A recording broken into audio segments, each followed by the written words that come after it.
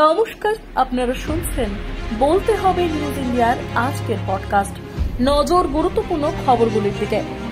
টানা তাপপ্রবাহের পর অবশেষে স্বস্তির বৃষ্টির তিলোত্তমায়। রাজভবনে দাদাগিরি সহ্য করব না, মুখ্যমন্ত্রীর নাম নিয়ে বিস্ফোরক রাজ্যপাল।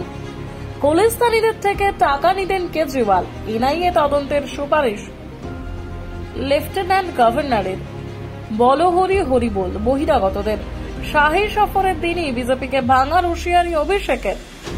4 জুন বিজেপি সরকারের এক্সপায়ারি ডেট। বন্ধু নবীনকে বেঞ্জির আক্রমণ মোদীর। স্বস্তির বৃষ্টিতেও প্রাণ কাড়ল বজ্রপাত। রাজ্যে মৃত অন্তত 6।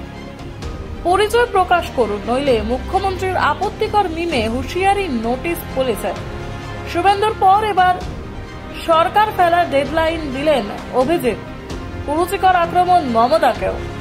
মহুয়ার লাভারিশ বাচ্চা মন্তব্যে বিতর্কের ঝড়। পারিবারিক শিক্ষা নিয়ে প্রশ্ন বিজেপির। কতক্ষণ পর মেসেজের উত্তর দেন প্রধানমন্ত্রী। সিক্রেট ফাঁস করলেন মোদীতে মুগ্ধ মিঠুন। চরম গরমে সূর্যের দিকে বুক চিতিয়ে বসে অক্ষয় কুমার। খিলাড়ি কুমারের কাণ্ড দেখে হতবাক নেট পাড়া। নিষেধকে থোড়াই কেয়ার। আবারও ভারতীয় ছবিতে গাইছেন পাক গায়ক আতিফ আসলাম।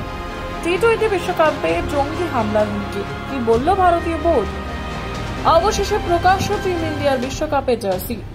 অভিনব উন্মোচনে নীলের সঙ্গে মিশল কমলা। করুণ ভক্তের প্রশ্নের উত্তরে মন জিতলেন প্রীতি।